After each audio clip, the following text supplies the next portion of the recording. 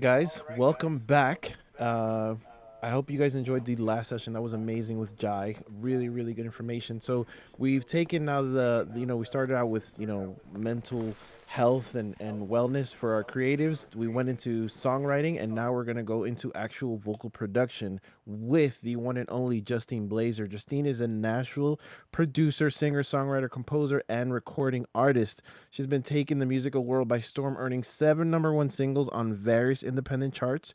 Her unique style of edgy country pop rock is infused with a hint of Detroit, soul, and some modern vibes. She is a member of the Recording Academy, Grammy voter. She's a CMA member and as well as an ACM member. Ladies and gentlemen of Music Expo, please welcome Justine Blazer. So let me see some hand claps, some ones in that chat. Give it up, guys. Please give it up. Thank you. Thank you, thank you, thank you, Justine. How are you? Hey, good. How are you? I'm good. I'm good. Happy to be here. Good. Good. Can you guys all see that? Here, let me make sure we're getting this going here. Can you guys see that okay? If you guys see it, We, give me we good? a thumbs up in the chat if you see the video.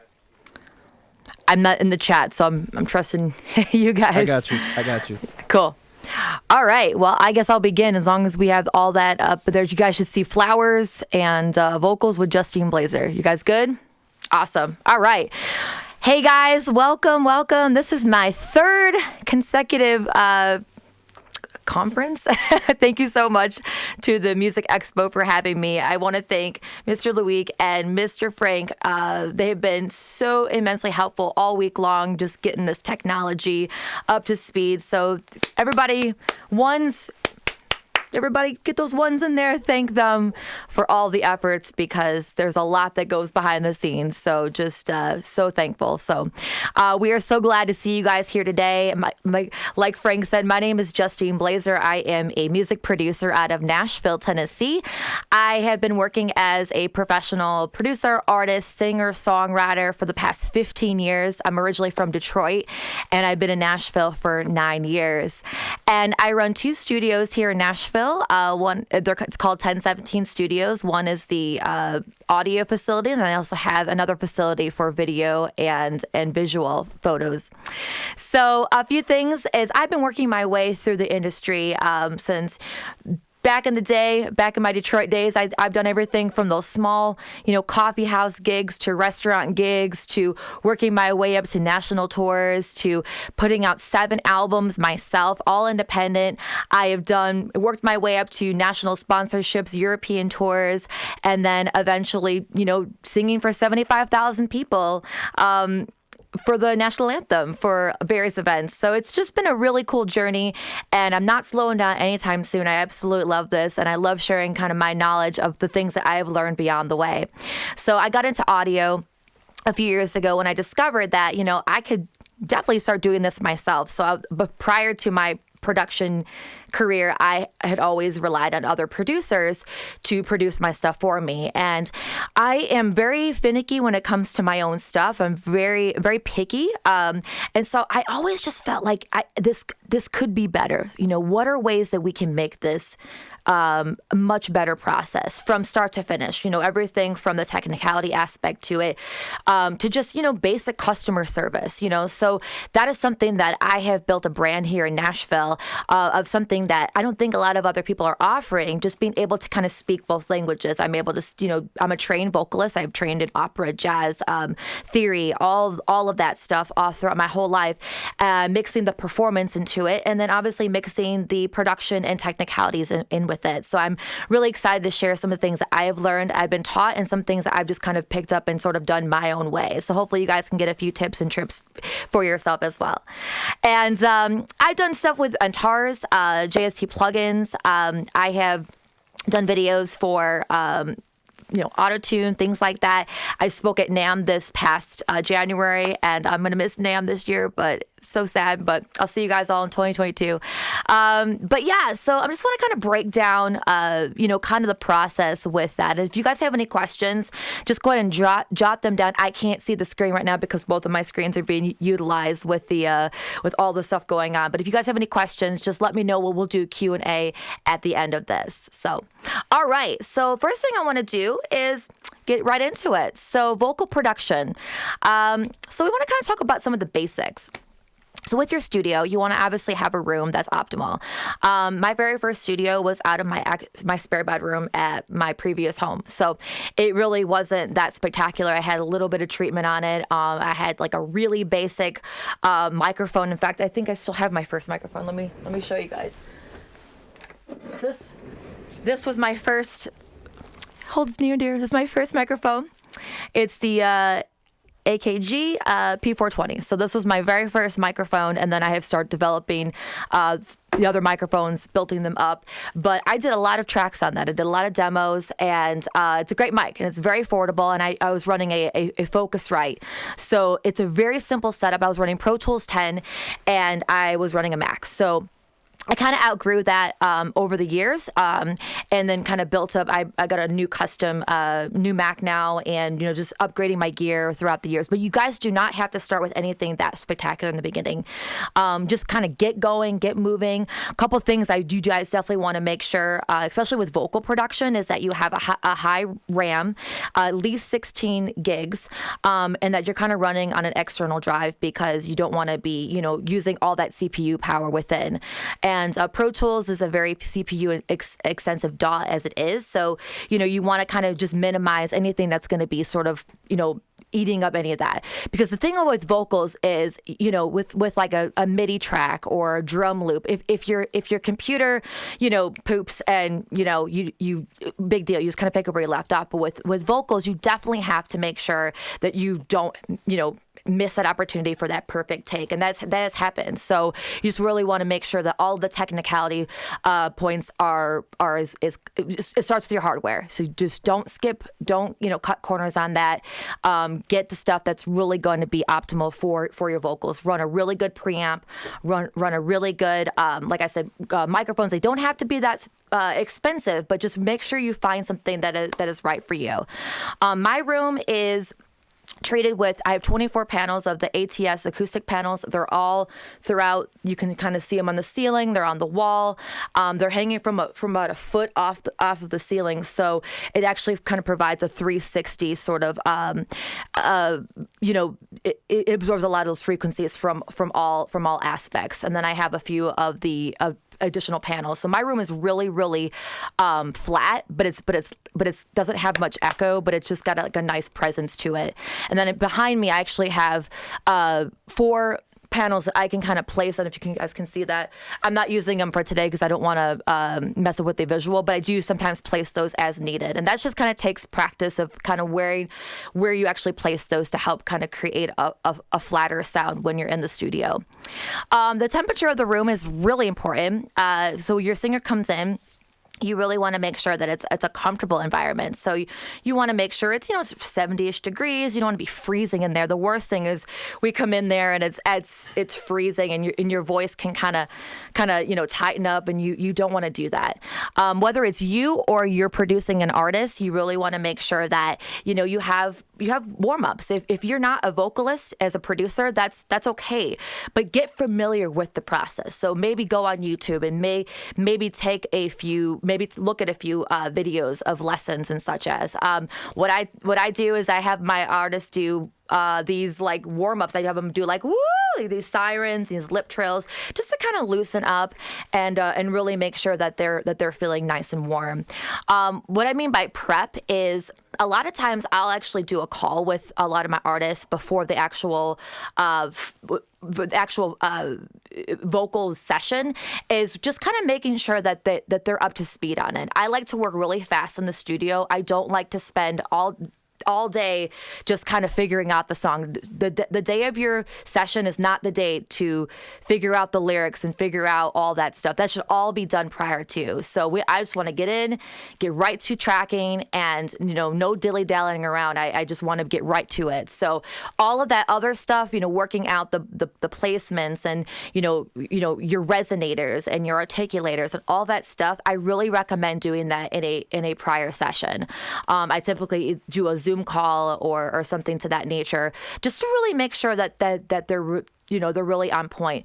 If your artist doesn't have a DAW, they can really just send you like a phone recording off of their iPhone or their Android, and just have them email it to you, and you can just kind of take a look, listen to it, and I just offer notes as the song kind of goes down, and I say, do this, watch your pitch there, and all of those things really, really help the flow of the session go a lot more faster. They feel much more prepared, because the day of the actual session, they're nervous. They, a lot of them may have not done this a lot. The nerves are getting to them. And, you just don't want to make it worse by like harping on them too much about, this, that, and whatever. You kind of want to work all that out in the beginning so they know kind of what to expect. And so I would work with them on techniques. I'd work with them on stuff like, dropping your jaw, versus like I do country, I do pop, I do rock music. So depending on what the track is, I really manipulate the placement of my jaw and my lips. So if it's more twangy, I'll be like, hey, yeah, oh, versus like a, hey, oh. Just the small variances create a sonic output of those frequencies, which hits the ear, which tells the brain, oh, that's twangy, or that's soulful, or that. And it's really not like anyone's a better singer than other. That's just my opinion. But I think it's just manipulating a lot of those things, like the jaw, like the lips, like the teeth.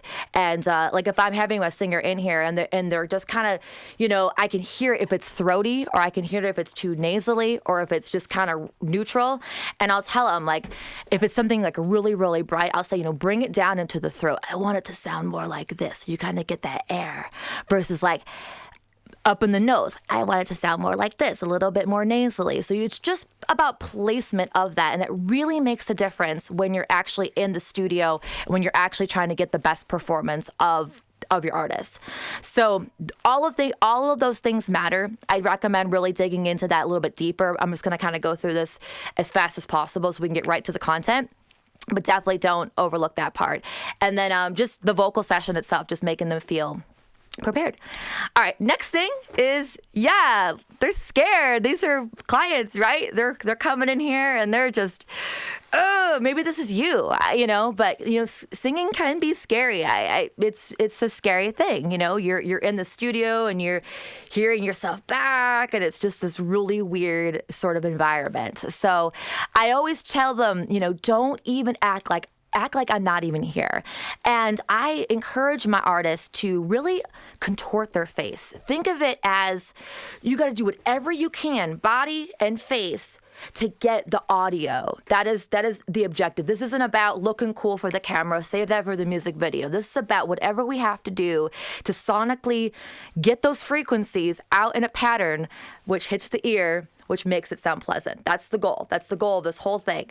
So really think about encouraging your artists to, contort their face, make these weird faces. It doesn't matter how they look. I want them to kind of stretch their limits, get out of their comfort zone, and really making sure that they're hitting all of their notes. They're really knowing their song, and they're really feeling it and creating the emotion. So little things like come in, give them coffee, give them water, whatever makes them feel comfortable. I have a whole thing of water I always keep here. I always keep it room temperature. I don't even have a fridge because I don't want cold stuff. All room temperature. I have things like this is my go-to. This is the Bragg's. This is the Bragg's apple cider vinegar. It is the best. It is the absolute best. You can buy these at Kroger, and it's super tart. Like it's like you can feel it like clearing your vocal cords. No joke. So you just take a little sip, and it just helps open everything up. Another thing I recommend is the old halls. So I keep these always on standby. And then I'm not sponsored by any of these people. I wish they would, but Vocal Ease is the best. I've tried all the different sprays. This is the one I go to the most. A little spray every now and again. It just helps open things up. This has got honey, echinacea, ginger. Has a little bit of a weird taste, but it's the only thing that really helps kind of open things up, especially if you're feeling a little like sinusy that day or allergies or whatever. Really helps them, make them feel much more comfortable. And then at the end of the day, like, you just want to be like positive and patient and nice. You know, I almost overdo it just to make them feel like super comfortable. It's always about like praise, praise, praise. We never want to make singers feel like, ooh, that was rough, you know, because that is the worst. I'm a singer.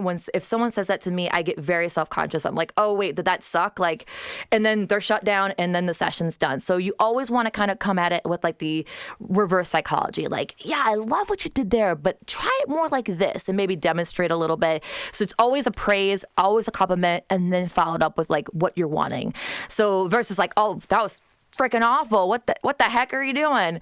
You know, that's not going to get you anywhere. So it's just about being patient, you're going to hear sorry a lot. Oh, I'm sorry. I missed. Oh, I'm sorry. And that's fine. You know, just, oh, it's no problem. We just keep doing it till you feel comfortable. So it's all those things, setting that tone, making them feel comfortable. All right. So microphones. What's best for the project? What's best for the voice? You know, try out different mics. Every voice is different, and the placement of the mic and pop filters. So I'm personally using today, right behind me, I have the Warm Audio W847. It's a large diaphragm tube condenser. I really like the pickups on it. It actually suits my voice. I have a very bright voice, so it actually kind of neutralizes it. I also have the 251 over there, and I like that one. I use that one for more of like my really like soft singers like this. You know, they just don't really have the belt yet, because it's much more. It picks up a lot more frequencies than say like that one. That was a little bit more neutral. Then I have this one I'm talking on, which I actually use this one a lot for like harmonies and things like that, because it's got more of an air to it. So I like to kind of I like to do different parts with different microphones, because they all have different frequency responses. So it creates a much more dimensional performance when you're hearing that track back. But for today, I'm just going to do it all on the 47. But if I really was doing this for a client or my own project, I would have different mics. And sometimes I even use this one because it's very, very dull, but I actually like this one a lot. And I've actually done stuff. I have a whole tub of microphones. Let me show you guys what I'm talking about here. So I have this whole thing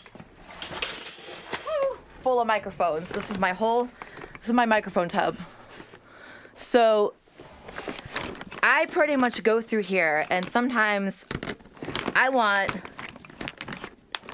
a really crappy mic on purpose. I want a really, really crappy mic. You know, like Beastie Boys did their whole album off of like Radio Shack mics. You know, I want that like really distorted kind of like sound. I do that sometimes for like whispers, add like a little telephone lo-fi effect to it. You just want to kind of mix it up, have fun with it. You know, you don't want to be like, oh, well, I learned in school that this microphone or da-da-da, you know, just whatever is best for the project, that's what I best recommend for your project. So whatever sounds best, whatever you're getting the vibes on. Of course, you're going to have some of your go-to mics, but just have fun with it. You know, have fun with layers, have fun with whispers, have fun with ad-libs, you know, mix it up. It doesn't have to be this, you know, expensive thing.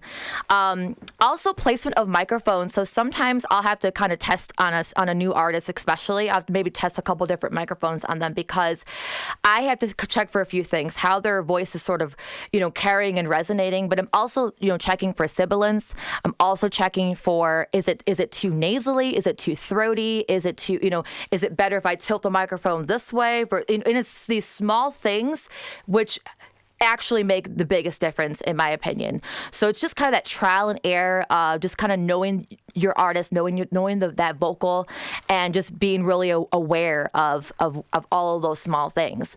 And then of course your pop filter, that's a given. That should just, you know, you should definitely have that no matter what, just to help those explosive, like the P's and things like that.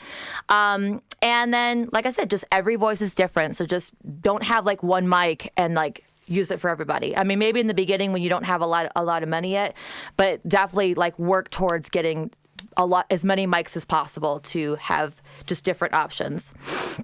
Okay, so setting up your session, you want to have obviously your interface, your DAW. I'm using Pro Tools, but you may use Logic, you may use FL Studio, whatever. Just know kind of your sends and your basic stuff. Compression. So I run compression on. I use console. I have an Apollo, so I use a console, and I use just a couple different compression settings for that, and I that goes in and it prints that way. So you can do it as a monitor, but I actually choose to just put it in that way, and then I actually don't really compress when I mix. I just use limiters. That's just kind of my style, but everybody kind of has their own way of doing it. You could always run your vocal in like an aux send bus, and you can just run it through that way. But it could just be as monitoring. You could have it as just have it printing. There's all different ways you guys can do this. Once again, play around with it, see what works best for you, and we all kind of have a style and method that fits us best. EQ. So I have kind of an EQ when I record, and then I have an EQ when I mix. So they're actually two different things. So when I'm tracking, I actually like to brighten up the 1K, the 2.5, the 20K, and I cut about 50. Why? Because I want to make sure when I'm hearing myself, I can hear all of those, just those timbres in my voice. I'm hearing it back nice and clear. But then when I actually start the mixing process, I clear the slate and I just run it flat. Unless there's something really in there that's just bugging me, then I'll usually cut. I very rarely do I boost. I don't like to do that. If I do boost, it's like a 20K just to get kind of that like sound, but I don't like to boost. But that's just my style. And I always high pass it. So I always kind of trim off those really low end frequencies, just save room for the kick and the bass, and you're good to go. I always run like a delay and a reverb as an aux send. I don't put it as an insert. I always put it as a send, just so I can kind of blend it how I want to. I don't want to just slab it on there and call it good, because your artist may like want more reverb or less, and it's just an easier way to just do an aux send versus just an insert. Plus you're using less CPU power, which is always a bonus. Tuning. Okay, so this is kind of an interesting thing. So you want to make sure when I track myself, I always run auto tune as a print mode. Why? Because I know my voice, I know my pitch, and it's just faster for me that way. However, if I have an artist in here, I do not run auto tune on them. I don't run it as monitor. I don't run it as print. I save that all for graph mode. Why? Because I'm not them, so I can't chance that I cannot chance having that printed, and now I have to deal with audio that's been compromised. So if I work with someone on a regular basis, we can eventually get to that point just to kind of get faster in the process. But I would much rather take the time and record them raw and comp it and then tune it, and then it's a much more cleaner, natural performance. But on myself, most of the time I'm doing something for sync. I'm printing it, and I am layering it up with a little bit of auto tune, very, very light. I'll show you guys do it here in a and it all seems to be pretty good. Occasionally, something really, really important that I need to do it on, then I'll just do it natural and graph mode it. I do auto tune graph mode. Tedious. Sometimes I actually send it out to a couple different guys that will do it for me. It was a little glitchy there on some of the last stuff you said, so I don't know. Oh. Yeah. So. But while we're here, no, I just want to now that I've interrupted you, there was two questions that's been pending for a while, sure. And somebody asked if you knew the actual dimensions of your room, like length, width. I am. Let's see. I've had this measured before. So it's 12 by 22. That's 12 by 22. I have, somebody asked. Yeah, and then I have 8 or 9 foot ceilings. Okay, great. And then somebody asked about your chair. We think it's a gaming chair. My chair. My chair? Mm-hmm. It's actually a play video game. It's the most comfortable, but I can like slide on it and then the up and down. So easy. Awesome. And I'll let you then just pick it up from there where you left off. Sure. Yeah. Yeah. I'm going to put myself also. So, Justine, we're getting your voice so far everybody knows, because Justine is going to be also playing her session. We're having our audio signal going another channel. Justine, actually, it's clipping. Can you check your Listento to see what's happening? Because that's it's going on and off. Yeah. Let me see. Let me see what's on. All right. I can change the second to like 0.3 out, and then the volume a little bit. I can take that cutting. down. Are you 0.3? It tells me 0.2. Yeah, I can bump it. Maybe that'll help. 2.5? 2.5. No, 0.5. Sorry. All right. I'm at 0.5 now. No more clipping. We're back. Okay. So just to explain to everybody, yeah. if you hear me, you might see a bit of lip syncing. She's not lip syncing. It's just the video is coming one feed and the audio is coming the other feed. So bear with us. It should be a little noticeable. Okay. All right, cool. So yeah, thank you guys for your patience on this technical stuff. It's a interesting process. Anyway, so back to the sessions. So yeah, I usually have just a basic kind of setup template I use for my vocal channel. Everything is just sort of preset. So when I open up a new session, I usually have my click, I have 2 reverbs, and I have 2 delays, and I have my EQ and my de-esser, and I actually use just like an EQ gain on it, but that's different than how I mix it. So just know the difference. It's what works best for me. And I'm using most of these stuff on plugins because, once again, I'm going back to the CPU issue. I found that if I use like the Valhalla and some of those other really fancy ones, I save that for the mixing because I can up my sample rate to like 4 and we're good to go. I don't usually have any problems, but when I'm tracking, I usually dump it all the way down to like 64. I can maybe get away with like 128, but I cannot go any higher without that latency issue. So once again, I'm using stock plug-in stocks for the Pro Tools stuff, and that's because it's less CPU intensive. But then when I mix it, I use like all my fancy stuff, like the fab filters and those kind of things. And then I freeze all my tracks, and then my sample rate's at 64. All right. Any questions up to this point? I can move on to the next slide. We good? I think we're good up to here. Yep. All right, cool. So this is the last frame, and then we'll go into the session. So basically, the tracking process. So here we are. So your your vocalist is now prepared.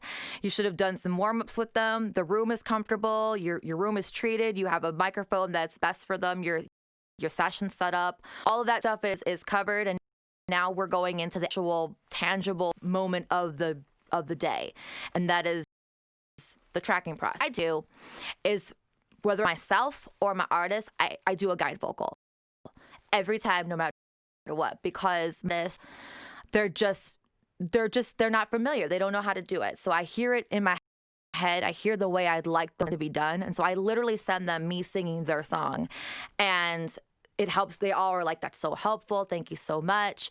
And then I can actually reference that in my own session, really more visually, because I can see where those transients are on my screen, and I know where, the artist is supposed to be singing and those kind of things. So it just helps everybody be on the same page.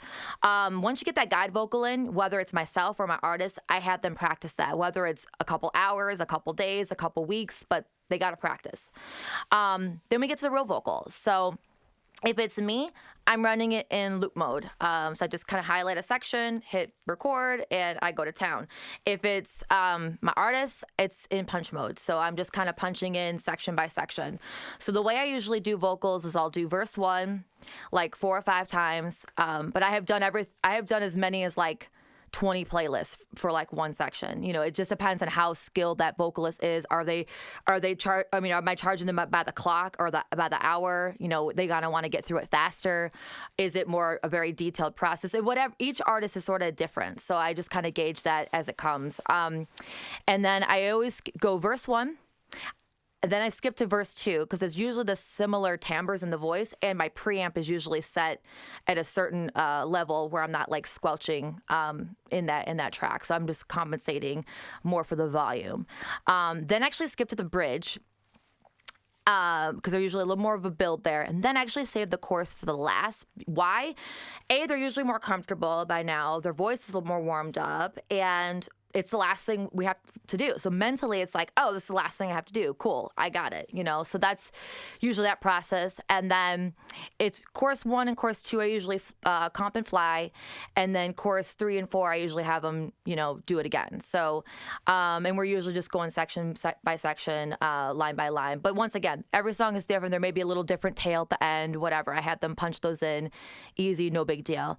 And then we listen back. And we comp. I'm usually comping with my artist sitting right next to me. So with the COVID days, we have our masks on and we're just sitting there, you know. And why? Because especially for my new clients, it's more tedious to have them sit there side by side. However, on the back end, if there's ever a discrepancy, well, I don't like that take there. I don't, you know, well, I'll change it, but this is what you chose. You know what I mean? So it's kind of off of you at that point. And I can kind of agree. Like if they're like, oh, I like take number 3. And I'm like, I think take number 4 is better. But, you know, we can kind of agree on those decisions. Very rarely do I have a comping situation where they're not here, unless it's just they have to leave or whatever the case is. But 9 times out of 10, if I don't comp with them there, there's a revision or 2 or 3 or 10, you know what I mean? So we really want to make sure that that's all done together.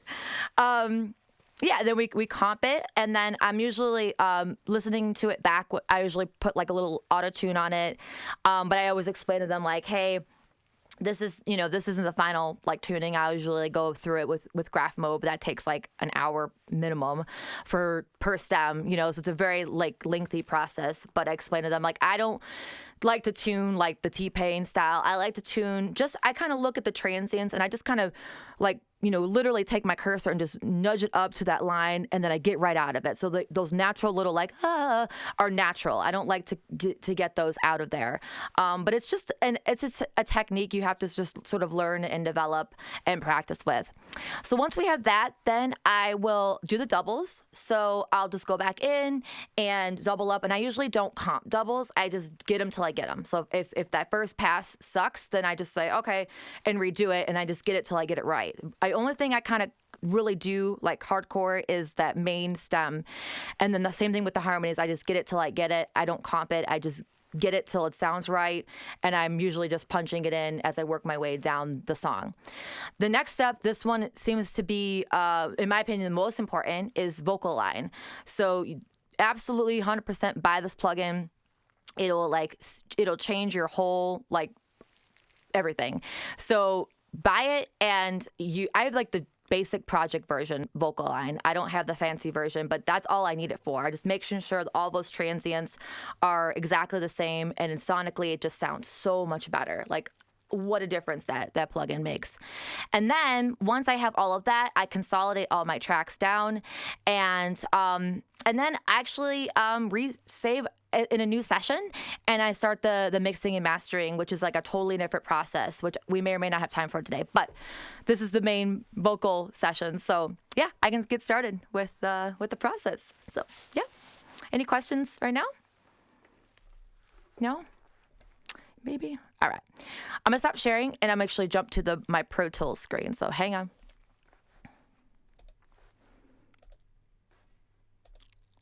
All right, can you guys all see that? Can you guys see that okay? Yeah? All right, cool. Yep. All right, I'm going to close out of PowerPoint because I don't want to use any more CPU power than I already am. So, all right. Loic, if you want to play them the track we'll be working on today. Kind of this is a real track. I'm putting it out in February. It's called Dance With Me, and it's my new EDM dance project called Gabriella. Coming to Reveal Records, Sony Orchard, coming out this winter. But you guys are getting a sneak peek. So here it is. It's called Dance With Me.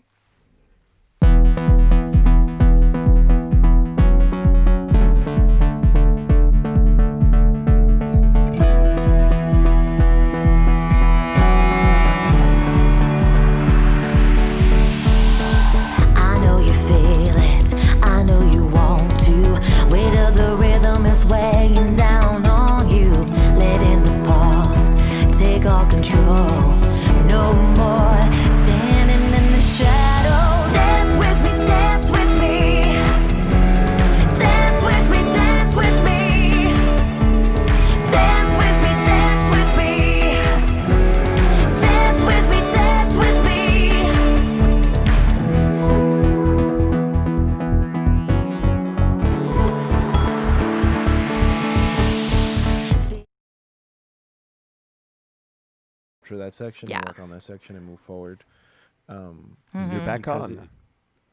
Because yeah, it's all right. So Luke's got the track. We're ready to go. You just played. Yeah, we're good. Cool. Okay. Your turn now. Oh, Back you just to played it? Back to you. Okay. Awesome. All right. So yeah, as you guys can see, that was a track. I wrote that song. I produced all the music on it, and then I did all the vocals. So I did all this. So as you can, if you can see my session here. So I have my master down pretty low. Usually I have it about -3, somewhere in that. I never go at 0 because if I'm ever like pushing my vocal, you're going to hear a squelch. And that can kind of mess with you because you don't know if it's like your limiter or if it's your like compression or whatever. So a lot of times just your master, just bring that down and you're going to have a lot more headroom for those big belting kind of notes and stuff. Because sometimes I may use it. I may have to pad the channel, and if I have a really belty singer, but a lot of times I just kind of have to sort of see what that's looking like. But yeah, I have the music here. All my tracks, as you can see, they're froze. This is a habit I get into. This will be a big time saver for you. You do not want anything running ever. Like, just make that part of your to-do list. Freeze everything you possibly can. The only thing you should have active are your the tracks you're working on. Your sample rate obviously is 64. I'm going to share my other screen for just a quick second, my console screen, so you guys can kind of see what that looks like. So hang on. Okay. So can you guys all see that? This is my console screen. Cool. So this is my overview. I'm running 2. This current mic's in 1, so don't look at that. But I have presets. So I made this is called Pioneer Soul Shaker. This is my preset. And this is just, once again, fast. Get there faster. If a singer's coming in, like, you don't want to be fumbling around, like figuring out like what sounds the best. This seems to be the best, and then I can kind of tweak from there. So I run a pretty high gain, and I run a really hard peak reduction because I like my transients pretty consistent. I don't like the really like very big, long transients. I like to keep things a little bit more contained. But once again, it's just based on that project. Then I have this running, and this actually, I just run it basic. There's these presets that come with Apollo. I just run basic female vocal, and I freaking love it. Like, it just does the job, And then my input, I usually run about here, but once again, it's all kind of based on that artist. Sometimes I'll pad it, like this is the padding notch right there, if I have a really belty singer. But then usually if I pad it, I have to just up the input to compensate. I don't usually high pass it because I save that for the mix. I mean, you can, but I just choose not to. But that's just a personal preference. And then I'm running auto-tune, and I am. If you can see this notch right here, I'm in record mode, but you can do monitor or record. I do record because I like to just print it in and be done with it. So I'm running a pitch amount about usually in the 30s, and this is real time, so this will print. I'll show you here in a second. I always set an alto voice because those algorithms are set more. I have a kind of a bassier voice, but it's better versus like a soprano, which is more of a falsetto. I'm always doing a chest belt, so it's just a better choice. And then I usually do a slow speed just in case it doesn't grab anything too hard. I just like to kind of lighten, a nice little light, just tighten it up a little bit. And it's you don't even notice it, but it just makes such a difference. Set your key and set your, usually chromatic just in case there's like a weird flat or a seventh in there or something like that. And if you don't know your key, there's a really cool thing in Autotune, which it's called Autotune Key. And you just run it and it'll tell you what key you're in. So that's super helpful if you don't know theory that well. But this one's in E. And so that is how I set that up. Any questions on that? If not, I'll go back to Pro Tools screen. Okay, we're back to Pro Tools. I'm gonna, close that. Well, I'll leave it running, but the console I just kind of have up. I have two screens, so I usually kind of am looking on both screens as to what's going on. I usually print a click track just so it's, once again, CPU. We don't want to be running anything that we don't have to be running. And this is less CPU intensive if you just print it like that and you're good to go. All right, you guys ready? Woo! Okay. So I'm in loop mode, which is right here up at the top. And with Pro Tools, that's control, and you just take your cursor and you just click and it'll just change the modes if you didn't know that. A lot of people don't know that. So super easy there. I'm in grid mode because I just want to grab something very, very evenly. So I will start this process. So I'm going to mute this guy so you won't hear me for a second, my talk back, and then I have to enable this mic, which is down here, which is called Lead 01. You guys ready? All right.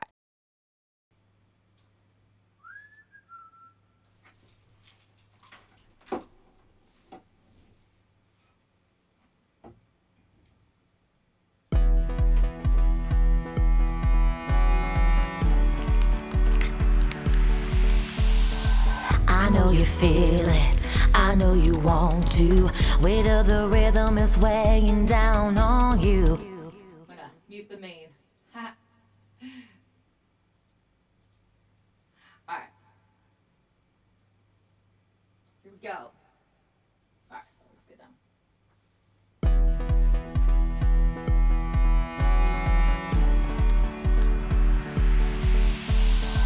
I know you feel it, I know you want to. The weight of rhythm that's weighing down on you. Letting the pulse take all control. No more standing in the shadows.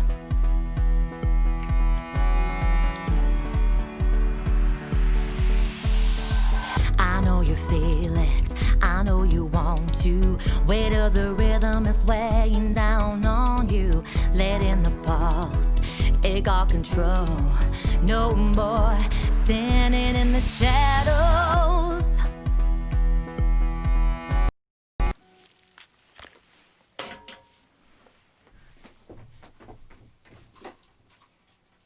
Oh yeah, you knew that was coming.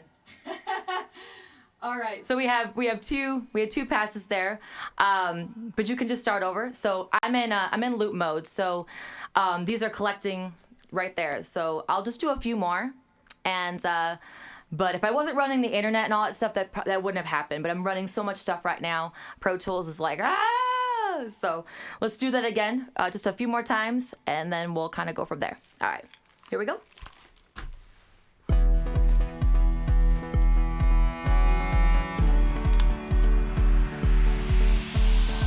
I know you feel it, I know you want to. Weight of the rhythm is weighing down on you. Letting the pulse take all control.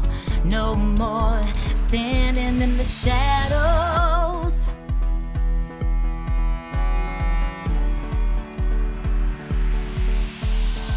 I know you feel it, I know you want to. Weight of the rhythm is weighing down on you. Letting the pulse take all control.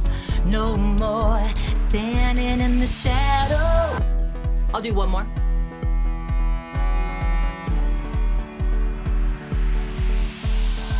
I know you feel it, I know you want to. Weight of the rhythm is weighing down on you. Let in the pulse, take all control. No more standing in the shadows.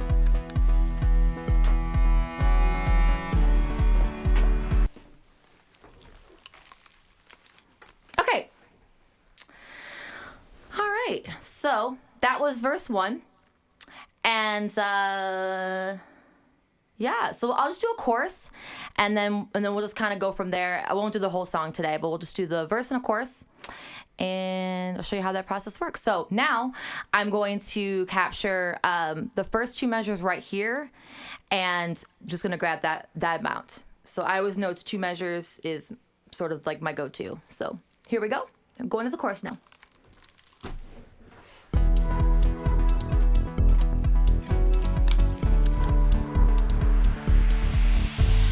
Dance with me, dance with me. Dance with me, dance with me. Dance with me, dance with me. Dance with me, dance with me.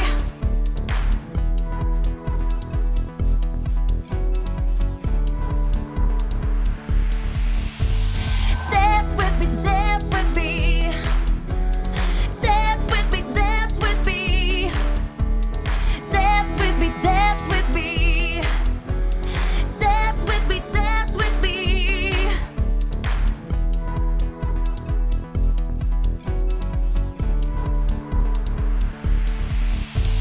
Dance with me, dance with me. Dance with me, dance with me. Dance with me, dance with me.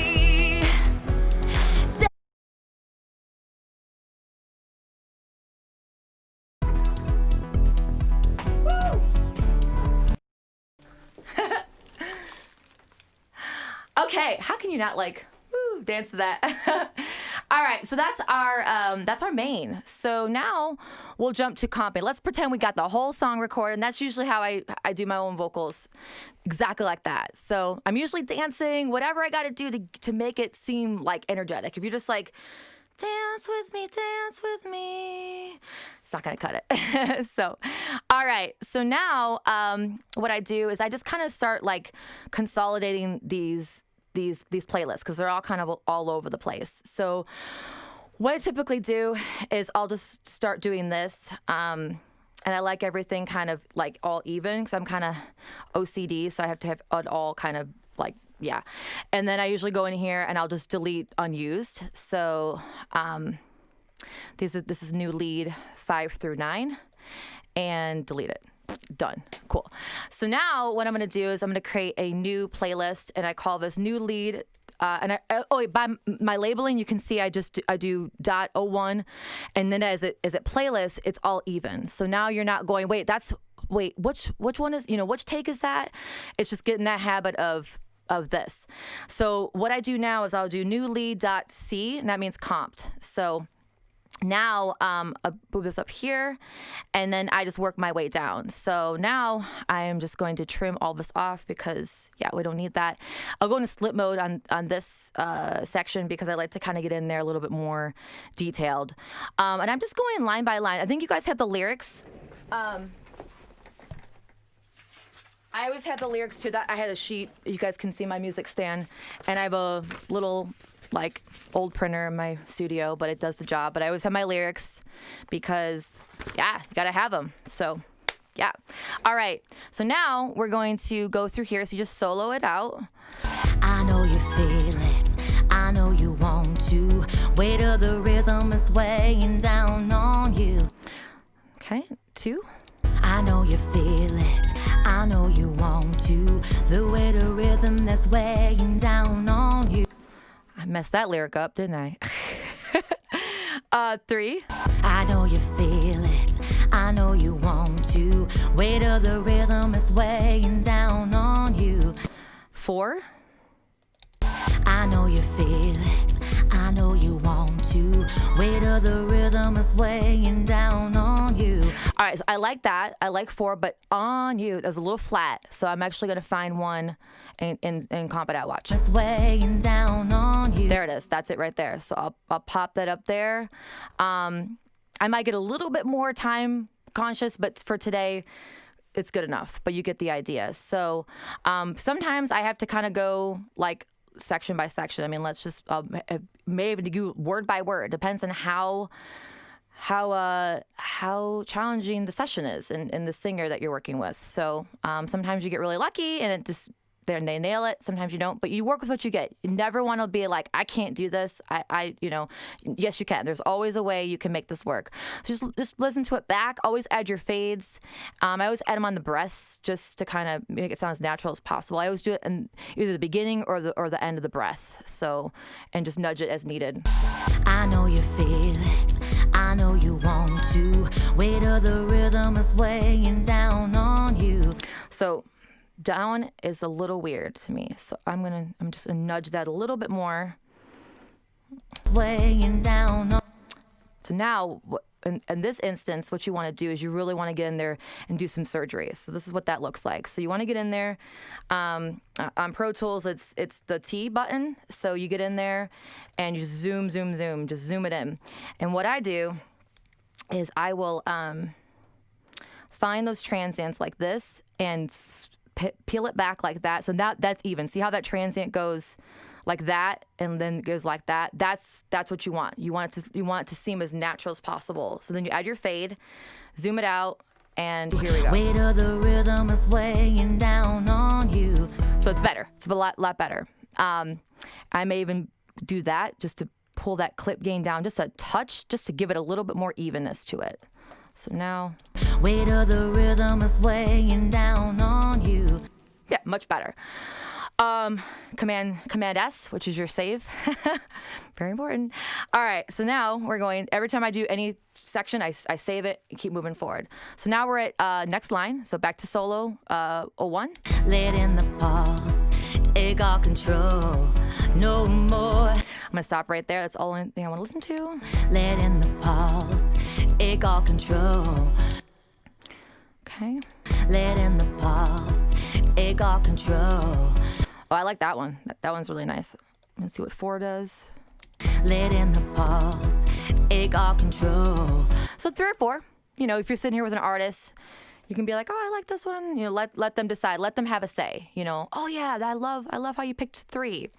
And just make them feel, they're included in that process. So now, on you, let in the pulse, take all control. Okay, and now we're at the last line. So here's back to 1. No more standing in the shadow. All right, so now I goofed and I trailed it out too long, but I may do a punch and I can show you what that looks like. All right, so now let's take a listen. No more standing in the shadow. Okay, and then. No more standing in the shadow. Okay. No more standing in the shadow. All right, and this last one. No more standing in the shadows. And then we're at Dance With Me. And then we go. Dance with me.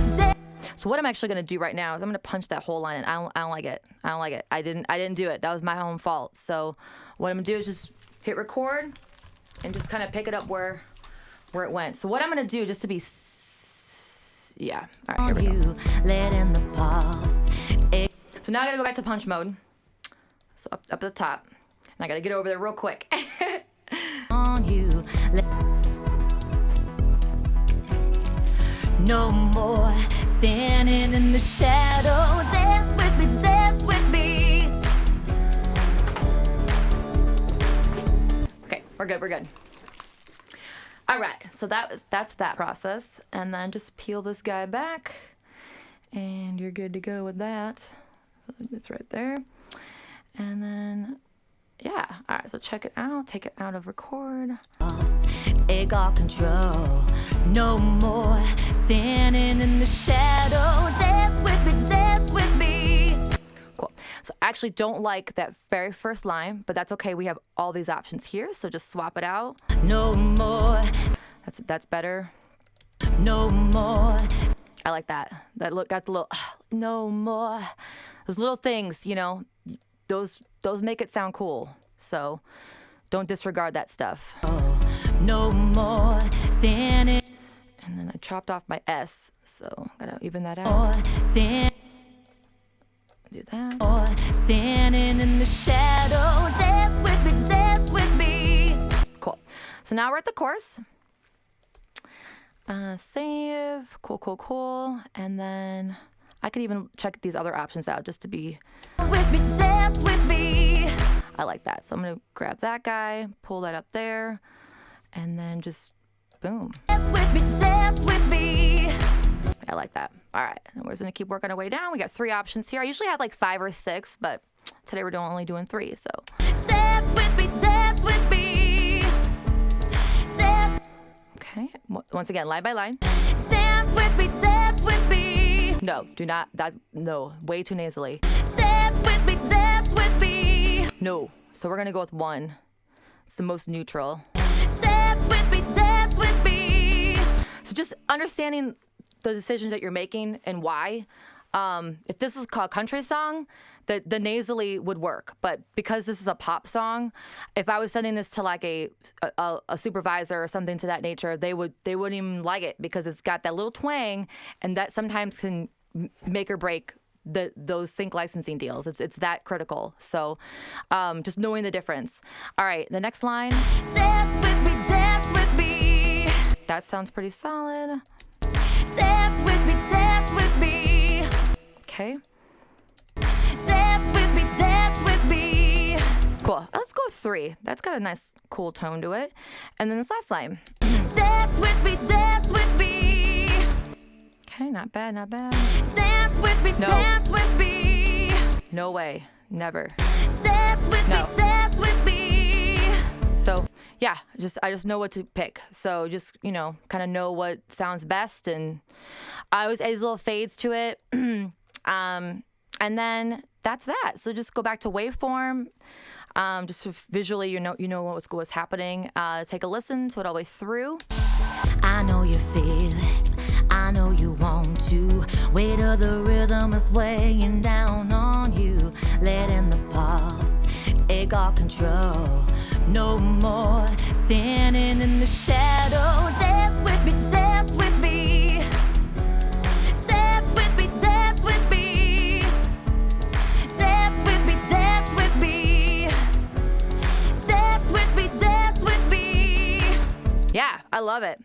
So now what I'm going to do is actually duplicate this playlist, and I call this new lead.cc, and I consolidate it. So what that means, I just basically go on Pro Tools, it's Shift Option 3, and it just puts everything on one stem. No more do you have this like whatever. The reason why it's important to do it like that, don't just do it one and then just, because you can always go back. A lot of times if I get an artist that's like, I don't like the word, me on the whatever. So I can always go back to the playlist and be like, that one right there. Cool. You never like compromise your workflow. So just getting in the habit, you're always just adding to, you're never like messing with what you currently had what you've done. So now we're here. So now, by the way, this is how I run my sends. I have a little bit of delay, and I have a little bit of reverb. I'm using stock delays. I have them right down here. I'm just using this mono. You can put it to stereo if you wanted to. A little bit of high cut if you want. And then I'm doing this reverb. I'm just, it's just your good old fashioned deverb. So I'm not doing anything spectacular. And this is just monitoring. This is not printing this way for CPU purposes. All right, so now we're gonna go to my doubles. So here we are. These are these tracks right here. And yeah, I'm basically just gonna double the choruses. That's all I'm gonna do. So here we go. Let me just get that going.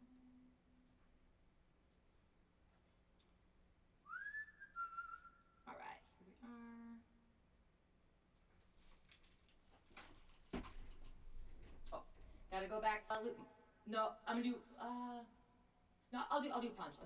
Yeah, I'll do punch both. Letting the pulse take take all control. No more standing in the shadow. Dance with me, dance with me. Dance with me, dance with me. Dance with me, dance with me. Dance with me, dance with me.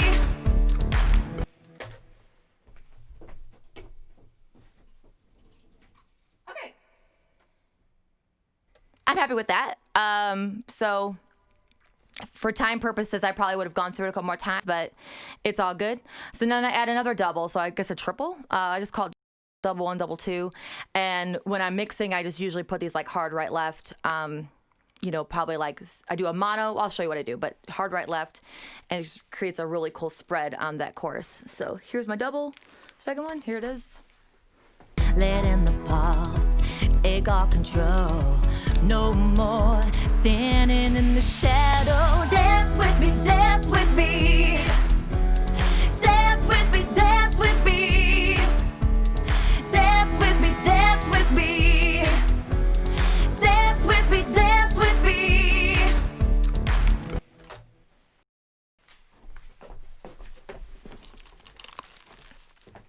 Okay, so that looks good. So now I'm actually gonna jump to, I may just give it a quick listen to. Shadow, dance with me, dance with me. Dance with me, dance with me. Dance with me, dance with me. Dance with me, dance with me. Cool, happy with that. So now I'm gonna jump to my my harmonies. So same kind of idea, but I'm gonna take a third up. And yeah, all right, so here's that. Let me mute, talk.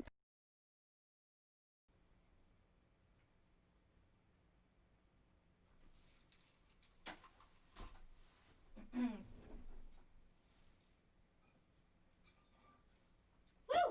some water.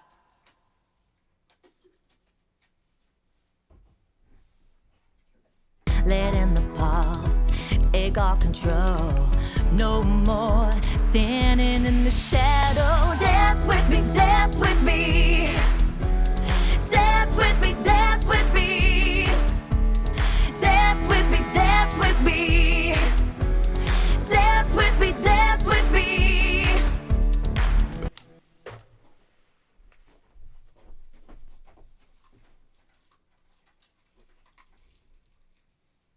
Okay. Happy with that. So I am going to do my second harmony. Same note, same everything. I'm just running these kind of hard right, left. So here it is.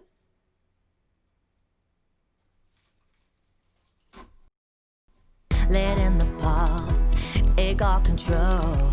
No more standing in the shadow. Dance with me, dance with me. Dance with me, dance with me. Dance with me, dance with me. Dance with me, dance with me.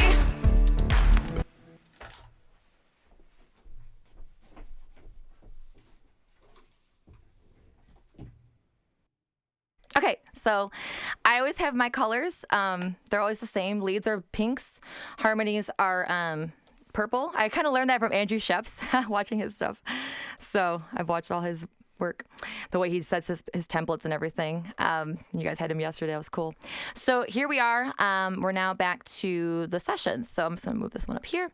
And, oh, this one's not pink. Hold on. Hang on. Gotta make it pink.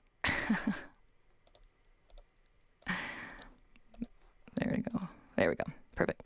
All right. So now, so now we're ready to vocal line. So that's our next step. So once again, I don't comp or do the CCs and all that for the doubles and harmonies. I just get them as I get them, and then they're done. That's just the way I work, but everybody has sort of their own style. So hit save. Now I'm going to go up to Audio Suite and Vocal Line Project. There it is.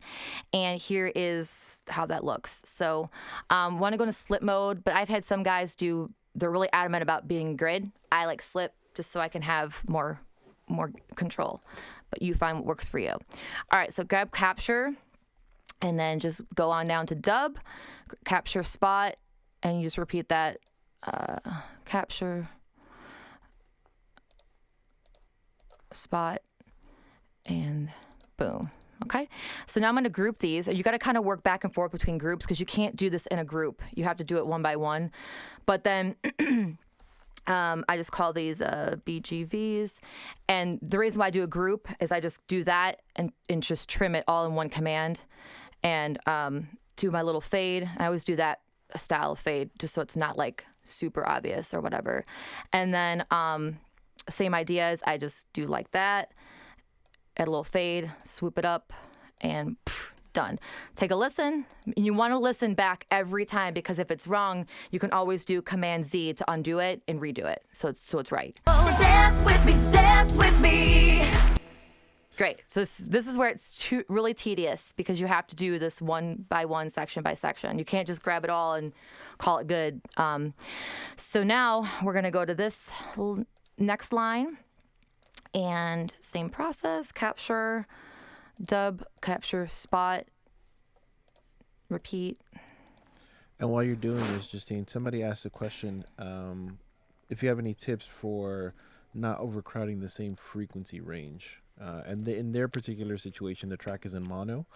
But do you ever have issues with like the frequency ranges colliding and not kind of building up too much? Yeah. So, and when I mix it, that's when I'm pulling these frequencies out. I can show you here in just a second how I do that. But yeah, that's a great question because that will happen for sure, especially if the same voice like me, just the same thing. So, but yeah, it's just those that's when you set your EQ and just mix it out.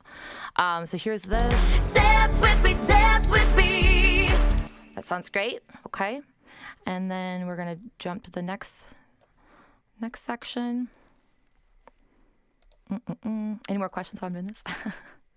Somebody's asking, I don't know if you have like a preset set up, but somebody's asking why you don't hit the align button. They thought that it was necessary to hit the align button on vocal line. The align button. I'm not familiar with that one. It's the one to the left of, I don't know if this is a different, maybe they're used to a different version of vocal line where you have to hit align. Oh, that one right there. I have the project one, so this is the way that this one works, but there might be other ones that are more advanced. This is just your basic, you got guide, dub, capture, spot. That's sort of the way this one works, but I know there's other versions out there. Yeah, I think the other version has like you have options for the type of a line. Like it'll just do the beginnings or do like the whole thing or something. And then somebody wants to know what headphones you're using. These are the Shure 440s. All right. Dance with me, dance with me. Sounds good. And then one more line, and then that is it. And then we just do that. But yeah, I know there's other options for vocal line, but this was the really cheap version. And I always thought if I need to upgrade, I can. But I've been really happy with this. This gets the job done. There isn't any other fancy stuff on it to confuse me. It's just like done, and it makes it really easy. So breaths, that's one of those things you can trim them all the way off. You can kind of have a little. I always kind of do a little bit of a fade on breaths, but that's just kind of a personal preference right there. All right, listen to this. Dance with me, dance with me. Perfect. That sounds great. And then close out of that. And then same thing. I just kind of consolidate everything down. And then we're now to like the mixing process. So what I would typically do is I would do save as up here. I'm not gonna do it right now, but I would do a mix. So I do dance with me mix. So I always have like my session of when I just did the vocals where it's just these settings, and then I can go into the mix. So say I'm in my mix now, I'll usually hide anything I don't need. So and I usually up my sample rate. So I'll do that right now. And now there's latency. My talk back mic. All right, we'll work with what we got. All right, so but that's what I would usually do. And with this lead, I'm actually going to take this off. So these are just when I just track. I do not use these when I mix because I don't like them for for mixing. So I just basically highlight all of these, and I just take no insert. I just get them all out of there, all of the EQ ones. And I reinsert. I leave the de-essers on. That's what this is, and I put this back on like that. And so now we're all. And I just once again use. I have the Fab Filter ones. I sometimes use that, but this is just for vocals. This is fine. Start with the EQ first, then my de-esser, then I'll actually add a limiter to all this stuff. So I do that. And then I'll actually activate but these are my Valhalla reverbs and delays. So I'll actually activate those. Those were not active just now because they are very CPU intensive. So now I'm going to go through it, and I'm going to also add Valhalla delay and I'm going to automate these trails. So this is really fun. So we'll just do a tape delay. We'll do a quarter note tap. I'll cut the highs and lows. It's kind of as a telephone effect. Enable automation, and now we are here, and you can go through here and just kind of carve out the things you want. You should go grid mode and start low and just kind of work your way down the song to have like cool little spots where it trails. So I know you feel it, I know you want to. Weight of the rhythm is weighing down on you. Letting the pulse take all control. No more standing in the shadows. Dance with me, dance with me. Dance with me, dance with me. Dance with me, dance with me. Dance with me, dance with me. okay, so there's that. I always do this on leads, so I may just do like a little bit of air, like a 10 to 20. That's it. That's all I do. And then de-esser just as sort of needed. My limiter, there's a really good vocal leveler preset in that one. And then I'm always adding to my lead. There's like two ones I really, really like. There is the Joey Sturgis Charms. I'm a big fan of all his stuff. And there's like the Billy Decker one that I really like. And then they also have the what is it? The gain reduction one. So this one adds like a really cool kind of just, I don't know, it sounds really good. So it's a really harsh though, so you have to kind of like pull it back a little bit, but it really boosts the level of everything. So let's see how this one does. All right, check it out. I know you feel it, I know you want to. Weight of the rhythm is weighing down on you. Letting the pulse. Cool. So another thing I'm going to do really quick is I'm going to take this vocal and I'm going to copy it and put it down into this like this track for a second. And I'm going to grab auto-tune. And the reason, I'll explain why I'm doing this in a second here. So grab that. This is an E. Do that. Really light format. And I commit this. Cool. So now we're going to go back to my new, and we're going to go to new lead, and I'm going to go lead.t, and this means tuned. So now the reason why I did that is because if I always double my leads. So I'm going to do another new track, and now this is tuned. So so now the reason why I do this is I actually have a couple plugins that make these vocals stereo. So I always run one mono, and then I always run one stereo as well, just to create like a really big spread of the vocals on top of the doubles, on top of the harmonies.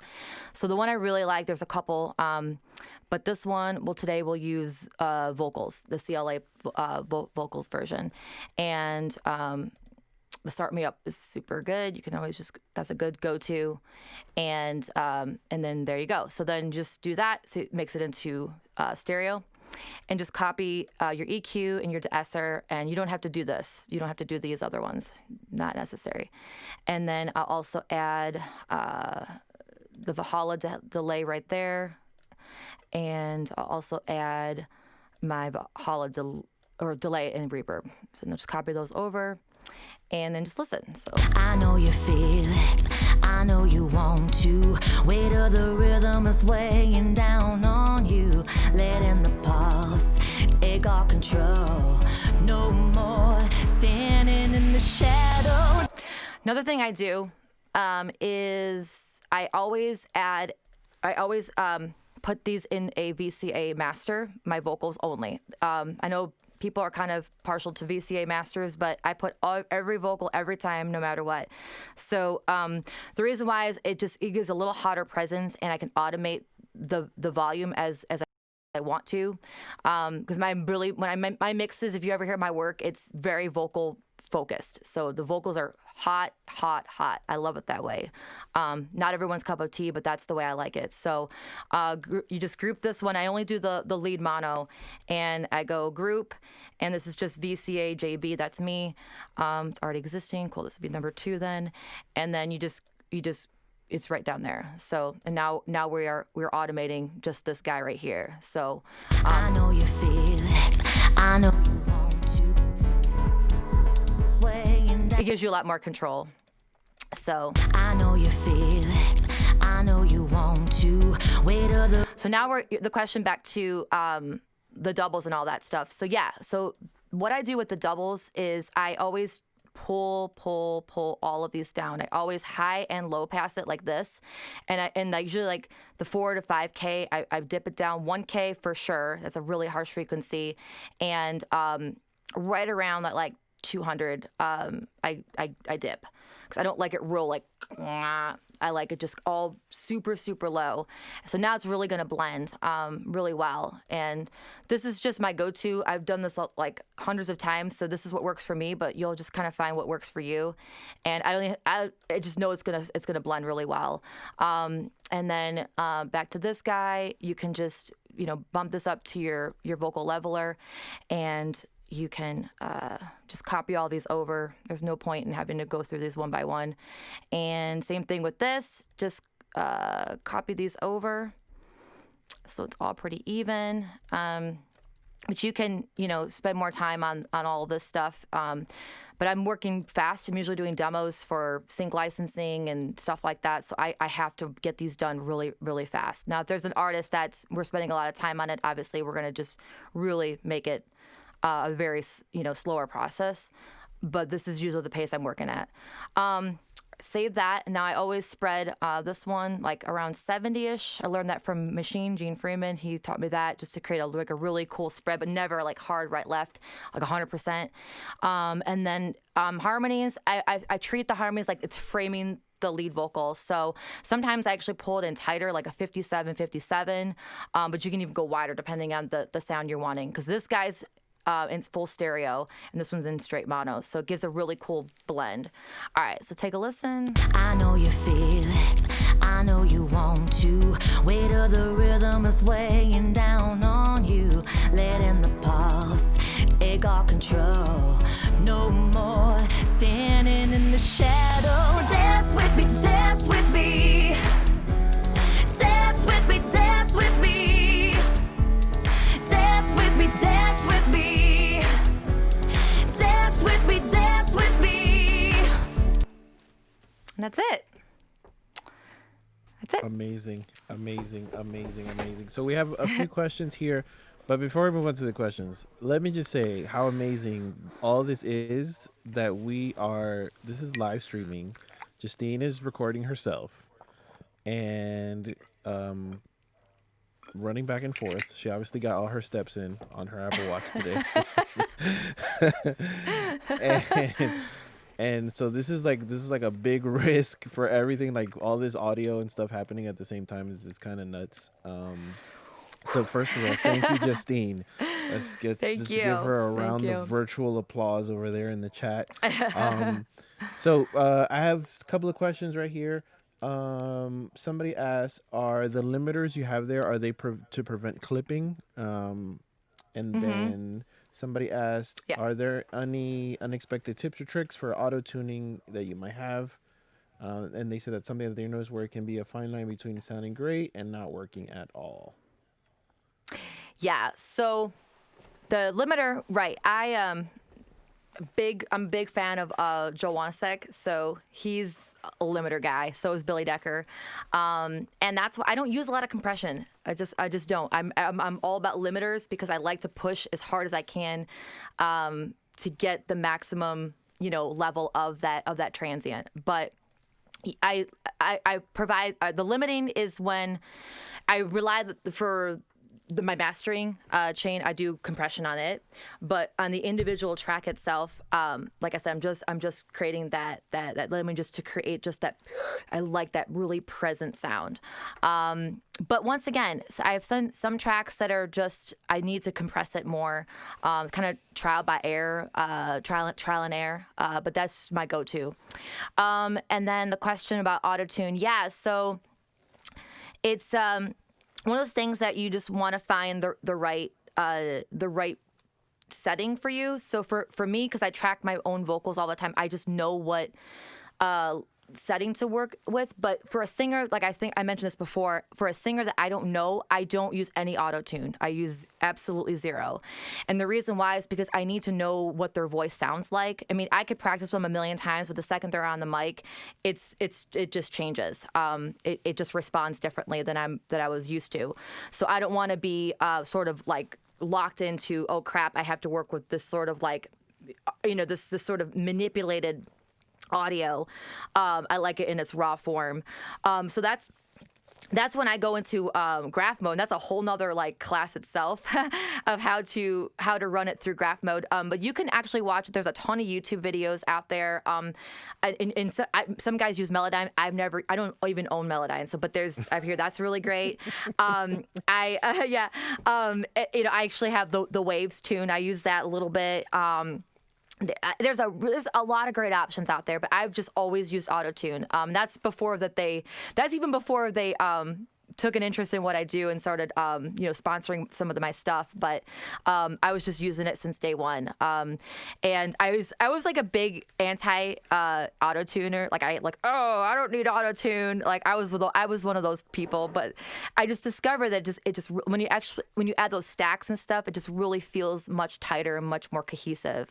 So if that helps, I don't know if that answered the question or not. But I think you answered a lot of questions there. Yeah. That was awesome. Okay. So there was a Rose. She came back and the question earlier about the vocals overlapping. She says about the vocal doubles was when the track is played in a consumer context. What happens?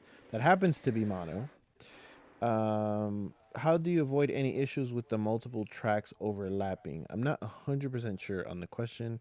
Or do you mean like if the vocals are kind of the vocals themselves overlapping? Because I think she kind of nailed that with the vocal line.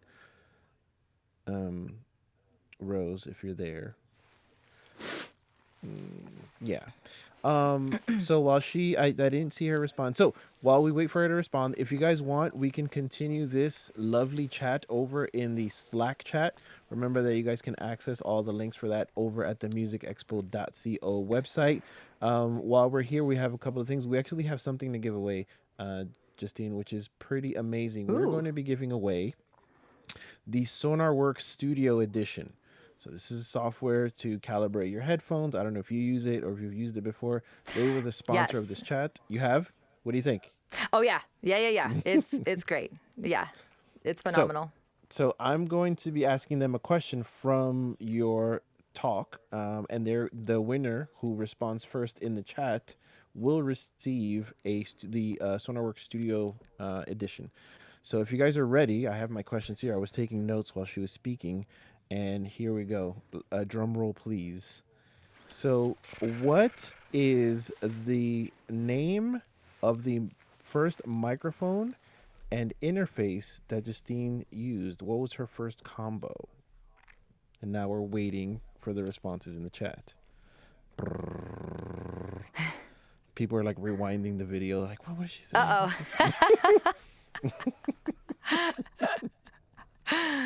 Oh.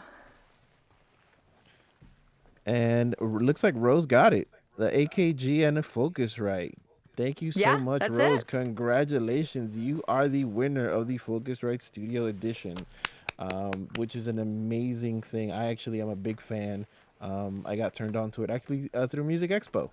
Got turned on to Sonarworks, and I've been using it. I'm using it right now. All right. So, if you guys have more questions for Justine, please head over to the Slack channel. It's over on the musicexpo.co. You can get to the link right there. We have a Let's bunch of do. stuff I gotta do coming a up. picture real quick. Hold on. Oh Let's do a yeah. picture. Wait. Everybody, all the time, everybody's in pictures except for me. So we're gonna do it right now. Oh Woo! yeah. Everybody who's in the Slack chat right now, you guys are going to be in this picture, or in the YouTube chat. Um, Cute. for the rest, we're gonna take a break, guys. We're gonna take a little 30-minute break. When we come back, we're gonna be doing a mixed critique. I'll be doing that myself with Maria. She's a amazing engineer and a super cool friend. And if you guys follow us on Instagram, you saw us making fun of each other last week. But and if not, you'll get to see us make fun of each other live on YouTube.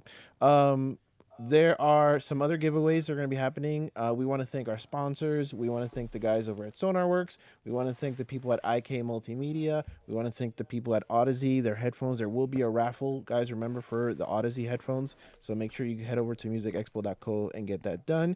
And we still have another headphone edition of the Sonarworks to give away as well. So make sure you get over there. Make sure you register for all those raffles. Make sure you have all the links so you can speak later in the chat. And Justine, man, that was amazing. And Thank you. yeah, do you have any last thing to say before we take our little 30-minute break here and come back at 2 p.m. Just PST, thank you 5 p.m. guys. EST? I mean, just thank you guys. Thank you to Louis, and we met at NAM and just became friends. And yeah, I really appreciate these expos because man, they helped just so much. And Frank, thank you so much for your. I learned a lot from you this week, so Well, I learned from you today. you're, So you're like a mastermind. So, thank you. but I appreciate you guys can always hop on over to Instagram or Facebook and just hit me up, and I'd be happy to just hang out, Can meet you can you guys. give them your yeah. socials real quick? Sure, Oh wait, it's did Justine you put 'em on Blazer. there? Oh, I'll add that. Yeah, I'll add that to the Music Expo. I'll add them in the chat, so I'll do that there. But yeah, it's just super easy. Justine Blazer and 1017 Studios. So, yep. Awesome. Amazing. Amazing Cool. time. Thank you, everybody. Hang tight. Go, take a break, have a sandwich, have a salad, um, something to drink. And then we'll see you guys in 30 minutes. We will be back. Remember, it's a mixed critique session. So if you submitted a song to be critiqued, you will hear the critiques from the two engineers, myself and Maria. So see you guys in 30 minutes. Thank you, Bye. Justine.